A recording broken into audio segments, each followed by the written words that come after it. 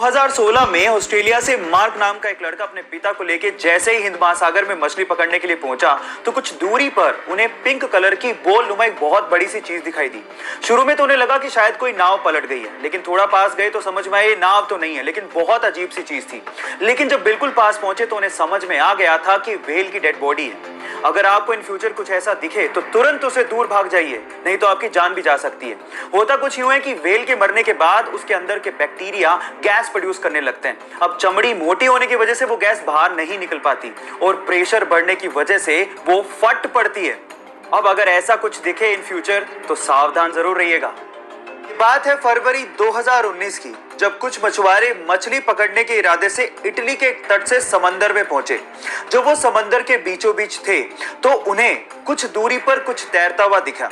शुरू में तो उन्हें लगा कि शायद ये कुछ लकड़ी के टुकड़े हैं, लेकिन जब पास जाके उन्होंने देखा तो वो ये देख के हैरान रह गए कि वहां पर 2 हिरन तैर रहे थे। Oh my God! अब ये हिरन समंदर के बीचों बीच कैसे पहुंचे, ये आज तक एक रहस्य है।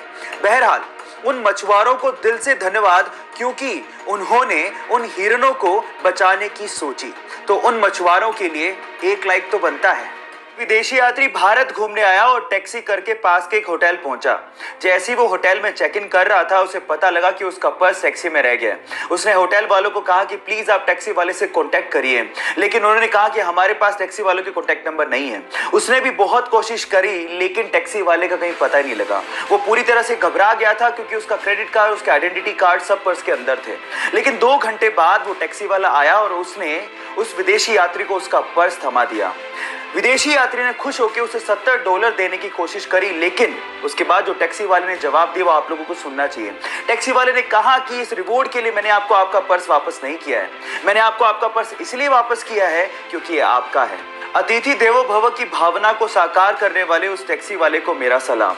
जहां एक और कोरोना वायरस पूरी दुनिया के 32 से ज्यादा देशों में अपने पैर पसार चुका है, वहीं पूरी दुनिया के शीर्ष नेताओं से लेके शाही परिवार तक हमारी भारतीय संस्कृति को फॉलो कर रहे हैं। वो हैंडशेक की बजाय नमस्ते कर रहे हैं। पूरी दुनिया में भारतीय संस्कृति की तारीफ हो रही है।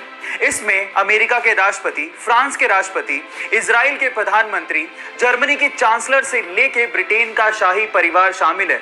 और सबका यही कहना है कि अगर हमें कोरोना वायरस से जंग जीतनी है तो इसमें भारत का नमस्ते एक बहुत बड़ा हथियार साबित हो सकता है। हमें गर्व है अपने भारतीय होने पर और भारतीय संस्कृति पर, तो इसीलिए कोरोना नमस्ते। के प्यार की हद कितनी है? आंसर देने से पहले कहानी जरूर सुन लेना।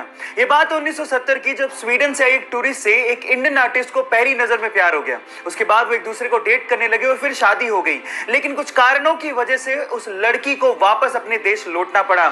लेकिन उस लड़के ने कहा था कि हम लोग एक दिन फिर से मिलेंगे।